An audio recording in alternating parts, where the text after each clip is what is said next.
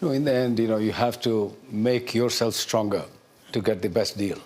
I mean, we have seen how China was not pushed back by the US the way they wanted to, and they quickly backed off. We have to make ourselves big. I think one great advantage that we have is we are a market for everybody in the world. It's 1.5 billion consuming, hungry, young Indians taking more products, more services every day. It's also producing for the world now. It will have a tremendous amount of leverage with many other parts of the world to have the right deals. 83% approximately of the world trade moves away from the US between everybody else. I don't think so it'll ever come to that you will not trade with the US. But if it becomes completely untenable in terms of tariffs and all that, the world will react.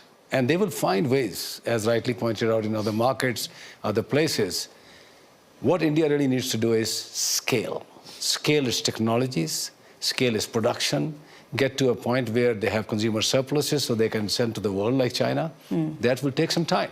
The good news is that India recognized very earlier on that this is time-consuming and capital-intensive. You have to build more roads, more ports, more airports, more railways. This would have taken 10, 15, 20 years and hundreds of billions of dollars. How did India mitigate this? They quickly recognized, I would say, credit to the government and the Prime Minister, get a digital highway in place of world order, the best. Provide enough energy to fire it, because there's no point having a digital highway with no energy. These two things were taken on a priority, very high priority. And on that, you dropped a digital stack to connect everybody for banking, for health services, for everything else. This has provided us cushion to wait for the hard infrastructure that is being built up in the manufacturing, in the real hard infrastructure.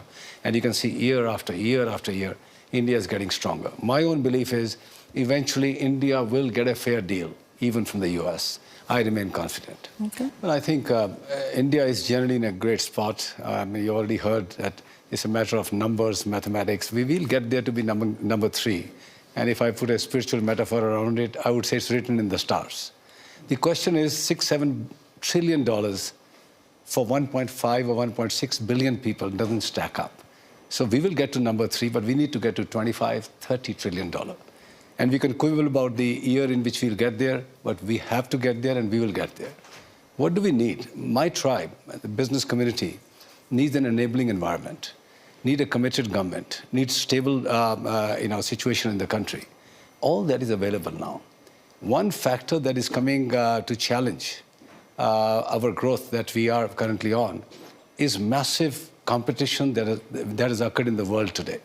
US was a huge market for China to grow itself. And they used 20, 30 years of that wonderful moment to build their factories, to build their manufacturing bases, go into deep tech, earn a tremendous amount of money to shore up the economy. That opportunity is not available for India. So we will have to find our own ways and means. Thankfully, we have a huge market. India is a continent of consumers, young people consuming more and more. We will be signing, hopefully, the EU trade deal very soon. Yes. UK is done, Australia is done, New Zealand is done, UAE is done, many more in the pipeline. But the big one with the US hopefully also gets done soon.